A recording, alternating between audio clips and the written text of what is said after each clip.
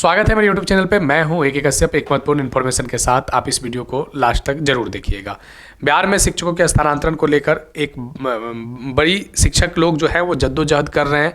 Continue जो है वो डिमांड राज्य स्तर पर इसे उठाया जा रहा है। प्रिंट मीडिया, इलेक्ट्रॉनिक मीडिया में ये बातें चल रहे हैं कि बिहार में शिक्षकों का स्थानांतरण कब तक संभव हो सकता है। इसी संभावना के आस में बहुत से ऐसे शिक्षक हैं जो स्थानांतरण को लेकर आवेदन दिया था। लगभग इनकी संख्या 1,90,000 है।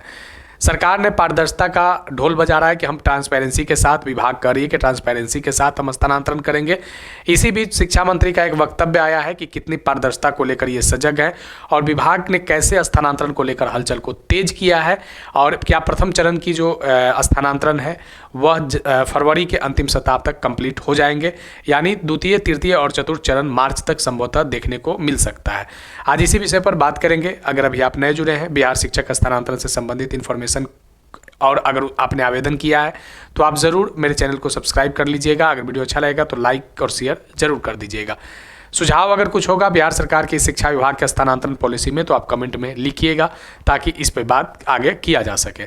चलिए देखिए, यहाँ पे जो न्यूज़ निकल कर आया है प्रिंट मीडिया में, बिहार में 1,90,000 शिक्षकों के स्थानांतरण को लेकर हलचल तेज कर दिया गया। यहाँ पे बिहार के शिक्षा मंत्री ने स्टेटमेंट दिया है कि शिक्षकों की ट्रांसफ़र की प्रक्रिया शुरू कर दिया गया है और ट्रांसफ़र में पारदर्शिता रहे इसके लिए विशेष सतर्कता बरती जा रही है और इसके लिए 16 अधिकारियों का टीम गठित कर दिया गया है।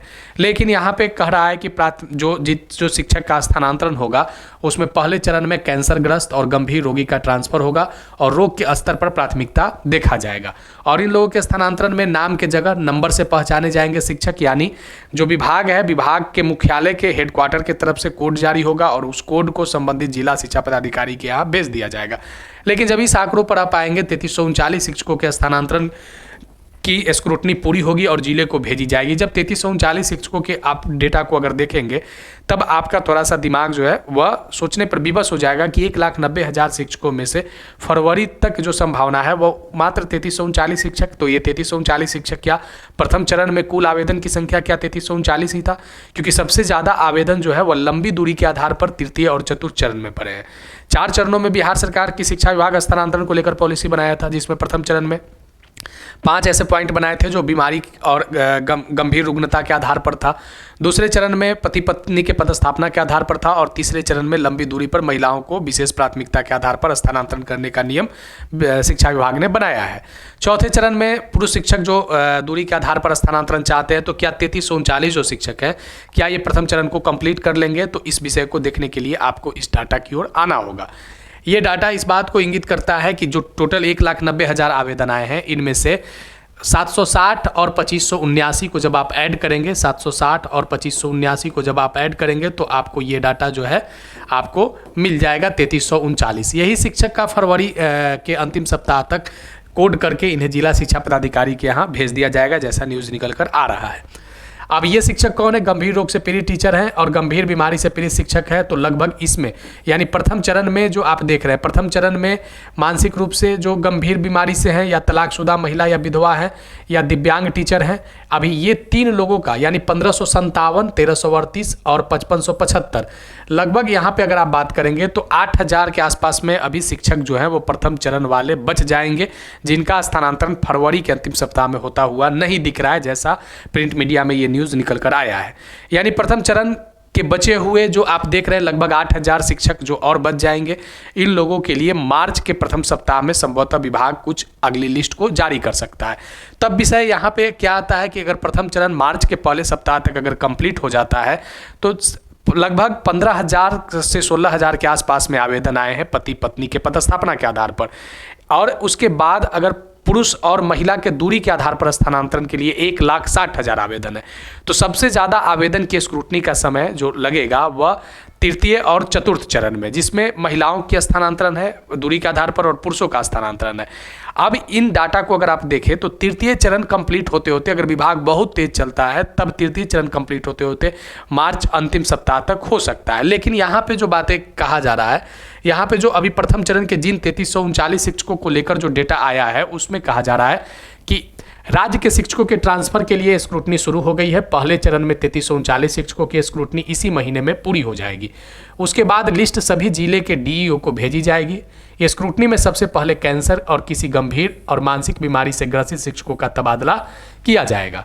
स्क्रूटनी में शिक्षकों की बीमारी का स्तर देखा जा रहा है। वैसे शिक्षक जिन्हें लंबे समय से कैंसर है उनको पहले ट्रांसफर होगा और उसके बाद अन्य कैंसर पीड़ित शिक्षकों का ट्रांसफर होगा। कैंसर रोगी की लिस्ट पूरी होने के बाद गंभीर रूप से पीड़ित शिक्षकों का लिस्ट जारी होगा। इस हिसाब से ट्रांसफर किया जाएगा। इसके बाद मानसिक रोगी, पति पत्नी और दूर स्कूल के आधार पर शिक्षकों का ट्रांसफर होगा। ये जो न्यूज़ निकलकर प्रिंट मीडिया में आया है, इस न्यूज़ को सबसे ज़्यादा इसलिए ज़्यादा प्राथमिकता से लिया जा रहा है कि विगत अगर आप देखेंगे तो 4-5 महीने से शिक्षक जो है पूरा, जो इन लोगों ने 1,90,000 जिन लोगों ने आवेदन दे रखा है, उन लोगों के पास बस एक ही चर्चाएं हैं कि मेरा स्थानांतरण कब हो रहा है। और विभाग जो है इस पर थोड़ा सा धीरे धीरे जो प्रक्रिया की शुरुआत किया है। अब यहाँ पे विभागीय स्तर पर हलचल तेज हो चुका है स्थानांतरण को लेकर।